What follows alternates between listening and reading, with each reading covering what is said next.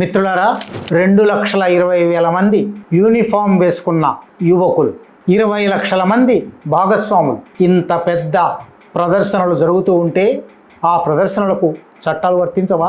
ఆ ప్రదర్శకులు ఎక్కడైనా ఒక రిజిస్ట్రేషన్, ఒక నమోదు చేసుకుని ఉంటారా? ఈ ప్రశ్నలు మామూలు వ్యక్తులకు కాదు, కర్ణాటక హోంమంత్రికి వచ్చాయి. కర్ణాటక హోంమంత్రి రాష్ట్రీయ స్వయం సేవక్ సంఘ్ అనే సంఘంతో నేరుగా తలపడ్డారు. ప్రియాంక్ ఖర్గే అనే కాంగ్రెస్ నాయకుడు, కాంగ్రెస్ అధ్యక్షుడు మల్లికార్జున ఖర్గే కొడుకు, కర్ణాటకలో డికే శివకుమార్ ముఖ్యమంత్రి గారు ఏర్పడిన మంత్రివర్గంలో హోంమంత్రిగా జూన్ 3న పదవి స్వీకరించాడు. అంతకుముందు సిద్ధరామయ్య మంత్రివర్గంలో కూడా ఆయన ఇతర మంత్రిత్వ శాఖలు నిర్వహించాడు. 2025 అక్టోబర్లో ఆయన ముఖ్యమంత్రి సిద్ధరామయ్యకు రాసిన ఒక లేఖ ద్వారా సంచలనాత్మక వార్త అయ్యాడు. కర్ణాటకలో రాష్ట్రీయ స్వయం సేవక్ సంఘ్ బల ప్రదర్శనలను, మారణాయుధాలతో ప్రదర్శనలు జరపడాన్ని నిషేధించాలి అని ఆయన ముఖ్యమంత్రిని కోరాడు. ఏమీ జరగలేదప్పుడు, కానీ వార్త ప్రచారంలోకి వచ్చింది. 6 నెలలు గడిచాక 2026 జూన్ 3న ఆయన హోంమంత్రిగా పదవీ స్వీకారం చేశాడు. జూన్ 13న ఆయన రాష్ట్రీయ స్వయం సేవక్ సంఘ్ సర్సంఘ్ చాలక్ మోహన్ భాగవత్కు ఒక 2 పేజీల ఉత్తరం రాశాడు. ఈ 2 పేజీల ఉత్తరం నిజానికి జూన్ 13 అని తేదీ వేసింది, కానీ జూన్ 15న అది పత్రికలకు విడుదల చేశాడు. ఈ లోపే ఈ ఉత్తరంలో ఏమున్నదో మోహన్ భాగవత్కు చేరిపోయింది. మోహన్ భాగవత్ దాని మీద వ్యాఖ్యానం కూడా చేశాడు. ఏమిటి ఈ ఉత్తరం? రాష్ట్రీయ స్వయం సేవక్ సంఘ్లో అత్యున్నత నిర్ణయాధికార సంస్థ అయిన అఖిల భారతీయ ప్రతినిధి సభ 2025-26 నివేదిక విడుదల చేసింది. ఆ నివేదిక ప్రకారమే రాష్ట్రీయ స్వయం సేవక్ సంఘ్ కర్ణాటకలో నిర్వహిస్తున్న కార్యకలాపాలేమిటి అని ఒక జాబితా ఉంది. 4127 రోజువారీ శాఖలు నడుస్తున్నాయి. 1389 వారాంతపు మిలన్లు నడుస్తున్నాయి. 2194 నెలకొకసారి జరిగే సమాజోత్సవాలు జరుగుతున్నాయి. వీటన్నిటిలో కలిసి 19,61,158 మంది పాల్గొన్నారు. ఈ సంస్థ తరఫున 2 కిలోమీటర్ల నుంచి 3 కిలోమీటర్లు, 5 కిలోమీటర్ల వరకు కూడా రూట్ మార్చ్ అంటారు. 562 రూట్ మార్చులు చేశారు. వీటిలో 2,21,963 మంది యూనిఫామ్ వేసుకొని లాఠీ కానీ లేదా ఇతర ఆయుధాలు కానీ చేబూని కవాతు జరిపారు. ఇంత పెద్ద ఎత్తున నా రాష్ట్రంలో ప్రదర్శనలు నిర్వహిస్తున్న ఒక సంస్థ అసలు ఏమిటి? ఈ సంస్థ చట్టబద్ధత ఏమిటి? ఇంత పెద్ద సంస్థ చట్ట పర్యవేక్షణలోకి రాకుండా ఉండిపోయిందా? ఇది హోంమంత్రికి వచ్చిన అనుమానం. ఆయన హోంమంత్రిగా పదవి స్వీకరించిన తర్వాత 10 రోజులకు ఆయన ఈ ప్రశ్నలు అడిగాడు. మీరు నాయకత్వం వహించిన ఈ సంస్థ ఈ పనులు చేసింది కాబట్టి, ఈ పనుల వల్ల శాంతి భద్రతలకు భంగం కలిగే అవకాశం ఉంది కాబట్టి, రాష్ట్ర శాంతి భద్రతలకు జవాబుదారీ అయిన హోంమంత్రిగా నేను మీ సంస్థను ఈ ప్రశ్నలు అడుగుతున్నాను అని 8 ప్రశ్నలు అడుగుతూ ఈ ఉత్తరం రాశారు. మొట్టమొదటిది, ఈ సంస్థ చట్టపరమైన హోదా ఏమిటి? Legal status and organisational structure. దేశంలో ఏ సంస్థ అయినా తప్పనిసరిగా చట్టానికి లోబడి ఉండాలి, రాజ్యాంగానికి లోబడి ఉండాలి, నమోదై ఉండాలి, లేదా నమోదు కాకపోయినా రాజ్యాంగాన్ని ఆమోదించాలి. మీ సంస్థ ఏమిటి? మీ సంస్థ చట్టపరమైన హోదా ఏమిటి? దాంట్లో ఏ పదవులు ఉంటాయి? 2, మీ అధికార ప్రతినిధులు ఎవరు? మీ కార్యవర్గ సభ్యులు ఎవరు? 3, 20 లక్షల మందితో కార్యక్రమాలు జరుపుతున్నారంటే తప్పకుండా దానికి నిధులు అవసరం అవుతాయి. ఈ నిధులు ఎక్కడి నుంచి వచ్చాయి? నిధులు ఎట్లా సంపాదించారు? దీన్ని తప్పకుండా ఈ దేశంలో చట్టానికి లోబడి మాత్రమే ఏ సంస్థ అయినా పనిచేయాలి కాబట్టి ఈ వివరాలు చెప్పవలసి ఉంటుంది. 4, మీరు ఎంత ఖర్చు పెడుతున్నారు? మీకు ఆదాయం ఎంత వస్తుంది? మీకు ఆస్తులు ఎంత ఉన్నాయి చెప్పాలి. 5వ ప్రశ్న, ఏ వ్యాపారం చేసినా, ఏ వృత్తి చేసినా, ఏ సంస్థ నిర్వహించినా దేశంలో తప్పనిసరిగా అప్లికబుల్ ట్యాక్స్ ఉంటుంది. దానికి మాత్రమే అన్వయించే, వర్తించే ఒక పన్నుల విధానం ఉంటుంది. చట్ట ప్రకారం ఆ పన్నుల విధానానికి లోబడి మీరు పన్నులు చెల్లిస్తున్నారా లేదా? 6వ ప్రశ్న, మీ సంస్థకు ఒక చట్టపరమైన లాంఛనప్రాయమైన నమోదు లేదు అని తెలుస్తున్నది, రిజిస్ట్రేషన్ లేదని తెలుస్తున్నది. అటువంటిప్పుడు కార్యక్రమాలు ఎట్లా నిర్వహిస్తున్నారు? కార్యక్రమాలు నిర్వహించడానికి మీకు ఏ చట్ట పరిధి లోపల అవకాశం ఉంది, అధికారం ఉంది? 7 సమాజానికి ప్రభుత్వానికి ఏ జవాబుదారీతనం లేకుండా ఇంత పెద్ద ఎత్తున కార్యక్రమాలు నిర్వహించడానికి మీకు ఉన్న రాజ్యాంగబద్ధమైన చట్టబద్ధమైన అధికారం ఏమిటి? 8 మీరు ఇన్ని కార్యక్రమాలు నిర్వహిస్తున్నారు కదా, బహిరంగ ప్రజా ప్రదర్శనలు నిర్వహిస్తున్నారు, యాత్రలు నిర్వహిస్తున్నారు, కవాతులు నిర్వహిస్తున్నారు, బహిరంగ సమావేశాలు నిర్వహిస్తున్నారు. ఇటువంటి కార్యక్రమాలన్నిటికీ ఏ అనుమతులు తీసుకుంటున్నారు? ఏ అనుమతి ప్రకారం ఈ పనులు చేస్తున్నారు? ఎవరు మిమ్మల్ని ఈ కార్యక్రమం నిర్వహించవచ్చు అని ఆథరైజ్ చేశారు? కంప్లయన్స్ మెకానిజమ్స్ ఏమిటి? మీరు నిర్వహించే కార్యక్రమాలలో చట్టానికి లోబడి ఉన్నారా లేరా అని చూసే ప్రక్రియ ఏమిటి? ఈ ప్రశ్నలు ఆయన ఈ ఉత్తరంలో రాశారు. నిజానికి ఈ ప్రశ్నలన్నీ కూడా రాష్ట్రీయ స్వయం సేవక్ సంఘ్ను అడుగుతారా? మోహన్ భాగవత్కు చాలా కోపం వచ్చింది. కానీ ఒక రాజ్యాంగబద్ధ ప్రజాస్వామ్యంలో ఏదైనా ఒక సంస్థ, అది ఎంత పెద్దదైనా కానివ్వండి, చిన్నదైనా కానివ్వండి, అది ఎన్ని సంవత్సరాలుగా ఉన్నదైనా కానివ్వండి, ఈ సంవత్సరమే ఈ క్షణమే అయినదైనా కానివ్వండి, ఎంత ప్రభావం ఉన్నదైనా కానివ్వండి, అసలు ప్రభావం లేనిదైనా కానివ్వండి, ఈ దేశంలో రాజ్యాంగబద్ధ ప్రజాస్వామ్యం అమలయ్యే చోట ఏ సంస్థ అయినా, ఏ ప్రజా సమూహమైనా, సంఘటిత కృషి అయినా ప్రభుత్వ పరిశీలనకు, అంటే పోలీస్ పరిశీలనకు, అంటే ఆదాయ పన్ను పరిశీలనకు, అంటే శాంతి భద్రతల పరిశీలనకు తప్పనిసరిగా లోబడి ఉండవలసిందే, అతీతం కాదు. సామాజిక జీవనంలో ఉండే ప్రతి వ్యక్తి, ప్రతి సంస్థ, ప్రతి సంఘము, ప్రతి ఒక్కరూ చట్టానికి లోబడవలసిందే. ప్రత్యేకించి రాష్ట్రీయ స్వయం సేవక్ సంఘ్ అనేది చట్టానికి లోబడకుండా ఎట్లా ఉంది అని ఆయన ప్రశ్నించారు.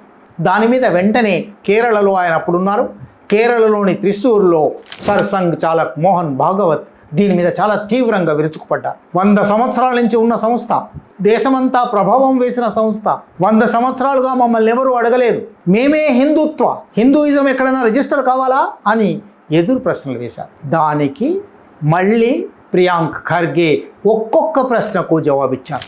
ఏ ఒక్క సంస్థ మతంతో సరిసమానంగా పోల్చుకోవడానికి వీల్లేదు, ఏ ఒక్క సంస్థ దేశంతో సరిసమానంగా పోల్చుకోవడానికి వీల్లేదు. అది ఒక సంస్థ కాబట్టి తప్పనిసరిగా చట్టానికి లోబడి ఉండవలసిందే. ఒకవేళ మీరు ఒక మతంతో ఒక సంస్థ పోల్చుకున్నట్టయితే ఇంకో మతంతో పోల్చుకునే సంస్థ మరొకటి ఉంటుంది, లేదా ఈ మతంతోనే పోల్చుకునే సంస్థ మరొకటి ఉంటుంది. ఎవరు నిర్ణయిస్తారు? కనుక మతంతో పోల్చుకొని, దేశంతో పోల్చుకొని తప్పించుకోవడానికి ప్రయత్నం చేయకండి. ఇది ఒక సంస్థ అన్నప్పుడు తప్పనిసరిగా చట్టానికి లోబడి ఉండాలి అని మళ్ళీ ఒకసారి ప్రియాంక్ ఖర్గే పునరుద్ఘాటించారు. మోహన్ భాగవత్ మరొక ప్రశ్న కూడా వేశారు. మేమేమీ ప్రభుత్వ నిధులు పొందడం లేదు కదా, మేము ఎందుకు రిజిస్టర్ చేసుకోవాలి? ఇది పైకి చూడడానికి, వినడానికి చాలా బాగుంటుంది. ప్రభుత్వ నిధులు పొందడం లేదు కాబట్టి రిజిస్ట్రేషన్ చేసుకోకూడదంటే, ప్రభుత్వ నిధులు పొందని అనేక సంస్థలు ఈ దేశంలో సొసైటీస్ రిజిస్ట్రేషన్ యాక్ట్ అనే ఒక చట్టం ఉంది, ఆ చట్టం కింద రిజిస్టర్ చేసుకోవాల్సిందే. వాటికి ప్రభుత్వం నుంచి ఏ పనులు అందవు. ప్రతి సంస్థ దాని పనితీరు గురించి ప్రభుత్వం దగ్గర తన వివరాలు చెప్పవలసిందే. దానికేమీ మినహాయింపులు లేవు. ఈ ఒక్క సంస్థకి ఎందుకు మినహాయింపులు ఉన్నాయి? పోనీ ఈ ప్రశ్నకు కూడా ఆయన సరే ప్రభుత్వం నుంచి మీకేమీ అందడం లేదు, అది ఒప్పుకుందాం. అందడం లేదంటే డబ్బు రూపంలో, నిధుల రూపంలో మీకు అందడం లేదు కావచ్చు. సర్సంఘ్ చాలక్ మోహన్ భాగవత్కు ఒక ప్రత్యేకమైన రక్షణ సౌకర్యం, సెక్యూరిటీ ఉన్నది. ఈ సెక్యూరిటీ ఈ దేశంలో కేంద్ర ప్రభుత్వ హోంమంత్రికి, కేంద్ర ప్రభుత్వ రక్షణ మంత్రికి తప్ప మరెవరికీ లేదు. వారికి ఉండేలాంటి సౌకర్యం మీకుంది. వారికి ఉండేలాంటి సౌకర్యం మీకుందంటే ప్రజాధనం నుంచి, పన్ను చెల్లిస్తున్న ప్రతి ఒక్క వ్యక్తి నుంచి వచ్చిన సంపద మీ మీద ఖర్చు పెట్టబడుతుంది. కాబట్టి ప్రభుత్వానికి తప్పనిసరిగా మీరెవరు, అసలు మీరేం చేస్తున్నారు, మీకెందుకు ఇంత సెక్యూరిటీ కల్పించవలసి వచ్చింది అడగవలసిందే. అడిగే బాధ్యత ఉంది, అడిగే హక్కు ఉంది. అట్లాగే మోహన్ భాగవత్ మరొక ప్రశ్న వేశారు. 100 ఏళ్ళు ఎవరు అడగలేదు, ఇప్పుడు మీరు వచ్చారా? Over 100 years, nobody told us that you must register. 100 ఏళ్ళు ఒక తప్పు జరిగిపోయింది అంటే ఇంకో 100 ఏళ్ళు కొనసాగనిద్దామా? ఎప్పటికైనా ఈ దేశంలో జవాబుదారీతనం అనేది ఉన్నదా లేదా? చట్టం ఎదుట అందరూ సమానులు అవునా కాదా? ఒక సంస్థకు ఈ సౌకర్యం ఎందుకు వచ్చింది? ఇది ప్రశ్న.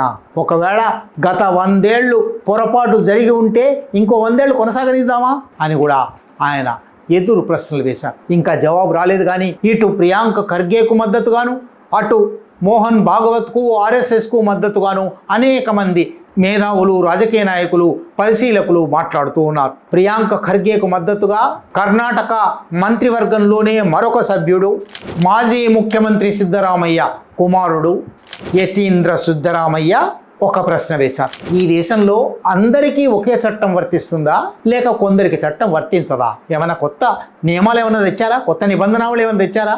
కొత్త రాజ్యాంగం తెచ్చారా? అందరికీ ఒక సంస్థ పెట్టుకోవాలంటే రిజిస్ట్రేషన్ చేసుకోవాలి అనే నియమం ఉన్నప్పుడు రాష్ట్రీయ స్వయం సేవక్ సంఘ్ అనే సంస్థకు అది లేకుండా ఎట్లా పోతుంది అని ఆయన ప్రశ్న వేశారు. ఇటువంటి ఈ ప్రశ్నల నేపథ్యంలో రాష్ట్రీయ స్వయం సేవక్ సంఘ్ గురించి మరొకసారి చర్చ ప్రారంభమైంది. రాష్ట్రీయ స్వయం సేవక్ సంఘ్ అందరికీ తెలిసిన విషయమే. 1948 జనవరి 30న మహాత్మా గాంధీ హత్య జరిగినప్పుడు నాథూరామ్ గోడ్సేను ఈ హత్యకు పురికొల్పిన సావర్కర్కు రాష్ట్రీయ స్వయం సేవక్ సంఘ్తో సంబంధం ఉంది. నాథూరామ్ గోడ్సేతో సహా హత్యలో పాల్గొన్న చాలామందికి రాష్ట్రీయ స్వయం సేవక్ సంఘ్తో సంబంధం ఉంది అని స్పష్టంగా బయటపడింది. అందువల్లనే ఆనాటి హోంమంత్రి ఇవాళ ఎవరి గురించి అయితే ఆర్ఎస్ఎస్ మావాడు అని చెప్పుకుంటుందో, ఎవరైతే లోహపురుషుడు అని ప్రకటించుకుంటుందో ఆ సర్దార్ వల్లభాయ్ పటేల్ హోంమంత్రిగా ఉన్నారు. ఆయన ఫిబ్రవరి 1వ వారంలో రాష్ట్రీయ స్వయం సేవక్ సంఘ్ను నిషేధించారు. ఈ నిషేధం ఫిబ్రవరి 1948 నుంచి 1949 ఆగస్టు వరకు, అంటే దాదాపు 20 నెలలు అమల్లో ఉండింది. అప్పుడు కూడా 1949 జూలై 11న ఆనాటి సర్ సంఘ్ చాలక్ మాధవ్ సదాశివ్ గోల్వాల్కర్ ఒక అండర్టేకింగ్ రాసి ఇచ్చారు. ఒక ఒప్పుదల పత్రం ప్రభుత్వానికి రాసి ఇచ్చారు. అందులో రాష్ట్రీయ స్వయం సేవక్ సంఘ్ ఒకరి మాట మీద ఏ లిఖిత ఆధారం లేకుండా, ఏ లిఖిత నిబంధనావళి ప్రణాళిక లేకుండా ఇంతకాలము పనిచేస్తున్నది. ఇక ముందు అలా పనిచేయదు. మేము ఇక ముందు నిబంధనావళి రాసుకుంటాము, కార్యక్రమం రాసుకుంటాము అని మొదటి అండర్టేకింగ్. రెండో అండర్టేకింగ్, భారత రాజ్యాంగాన్ని అంగీకరిస్తాము. అప్పటిదాకా అంగీకరించలేదు. రాజ్యాంగ చర్చలు జరుగుతున్నప్పుడు రాజ్యాంగం ఇంకా అమల్లోకి రాలేదు. 1950 జనవరి 26న రానుంది. 1949లో ఆనాటికి రాజ్యాంగ నిర్ణయ సభ చర్చలు జరుగుతున్నాయి. ఆ చర్చలను వ్యతిరేకించిన రాష్ట్రీయ స్వయం సేవక్ సంఘ్ నేను భారత రాజ్యాంగాన్ని గౌరవిస్తాను అని రాసింది. ఆ తర్వాత విమర్శిస్తూ అనేక వ్యాసాలు, ఉపన్యాసాలు చేశారు. అది వేరే కథ. 3, జాతీయ పతాకాన్ని గౌరవిస్తాము. జాతీయ పతాకాన్ని వాళ్ళు 1949 జూలై 11 వరకు గౌరవించలేదు. ఆ తర్వాత కూడా గౌరవించలేదు. ఇప్పటికీ కూడా జాతీయ పతాకం కన్నా భగధ్వజమే ముఖ్యం అని వాళ్ళు అంటారు. 4వది అత్యంత ప్రధానమైనది, మాధవ్ సదాశివ్ గోల్వాల్కర్ తాను సంతకం చేసి రాసి ఇచ్చిన అండర్టేకింగ్. ఏ అండర్టేకింగ్ వల్లనైతే భారత ప్రభుత్వం నిషేధాన్ని పునఃసమీక్షించి నిషేధాన్ని ఎత్తివేసిందో ఆ అండర్టేకింగ్లో చివరి అంశం, ఇక నుంచి హింసకు పాల్పడబోము, రహస్య కార్యకలాపాలు జరపబోము. అప్పటిదాకా హింసకు పాల్పడ్డారని, అప్పటిదాకా రహస్య కార్యకలాపాలు జరిపారని దాని అర్థమా? అది కూడా పక్కన పెట్టండి. ఇక నుంచి హింస జరపబోము, ఇక నుంచి రహస్యంగా ఉండబోము అని 1949 జూలై 11న రాసి ఇచ్చి ఆ అండర్టేకింగ్ వల్ల నిషేధం ఎత్తివేయించుకొని ఆ తర్వాత కొనసాగిన రాష్ట్రీయ స్వయం సేవక్ సంఘ్ సాంస్కృతిక సంస్థను మాత్రమే అని చెప్పుకునే సంస్థ రాజకీయాల్లో ప్రవేశించింది. సామాజిక ఆర్థిక అంశాలలో ప్రవేశించింది. కొన్ని వందల సభ్య సంస్థలను, అందువలనే సంఘ్ పరివార్ అంటారు. సంఘ కుటుంబం. సంఘ కుటుంబంలో ఎన్ని సంస్థలు ఉన్నాయో లెక్కలేదు. సంస్థలను ఏర్పాటు చేసింది.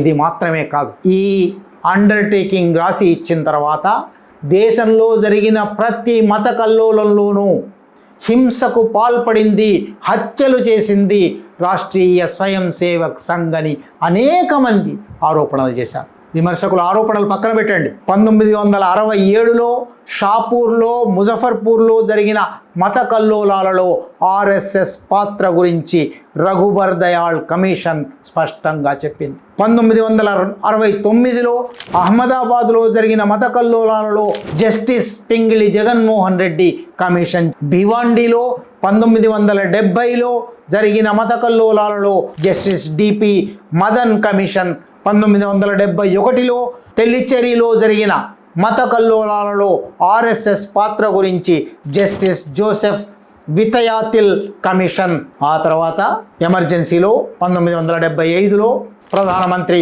శ్రీమతి ఇందిరాగాంధీ అనేక సంస్థలను 20-30 సంస్థలను నిషేధించినట్టుగానే రాష్ట్రీయ స్వయం సేవక్ సంఘ్ను కూడా నిషేధించింది. జనతా ప్రభుత్వం వచ్చిన తర్వాత జనతా ప్రభుత్వంలో రాష్ట్రీయ స్వయం సేవక్ సంఘ్ సభ్యులు కూడా భాగస్తులే గనుక ఆ నిషేధాన్ని ఎత్తివేశారు. నిషేధం ఎత్తివేసిన తర్వాత కూడా 1979లో జంషెడ్పూర్లో జరిగిన కల్లోలాల గురించి విచారణ జరిపిన జస్టిస్ జితేంద్ర నారాయణ్ కమిషన్, 1982లో కన్యాకుమారిలో జరిగిన మత కల్లోలాల మీద విచారణ జరిపిన జస్టిస్ పి వేణుగోపాల్ కమిషన్, 1992లో బాబ్రీ మసీదు విధ్వంసం తర్వాత జరిగిన కల్లోలాల గురించి విచారణ జరిపిన జస్టిస్ లిబర్హాన్ అయోధ్య కమిషన్, 1992-93లో ముంబైలో జరిగిన మత కల్లోలాల గురించి విచారణ జరిపిన జస్టిస్ బిఎన్ శ్రీకృష్ణ కమిషన్. ప్రతి ఒక్క కమిషను, ప్రతి ఒక్క న్యాయ విచారణా సంఘము రాష్ట్రీయ స్వయం సేవక్ సంఘ్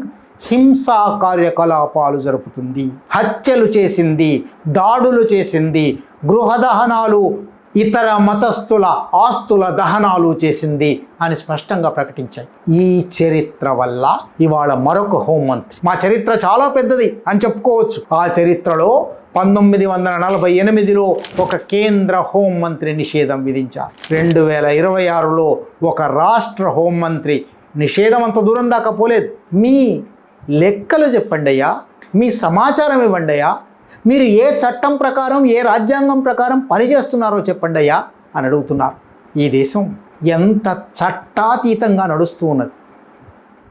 ఈ ఛానల్లో కంటెంట్ నచ్చితే సపోర్ట్ చేయండి. ఛానల్ నడవటానికి మీ సపోర్ట్ చాలా అవసరం.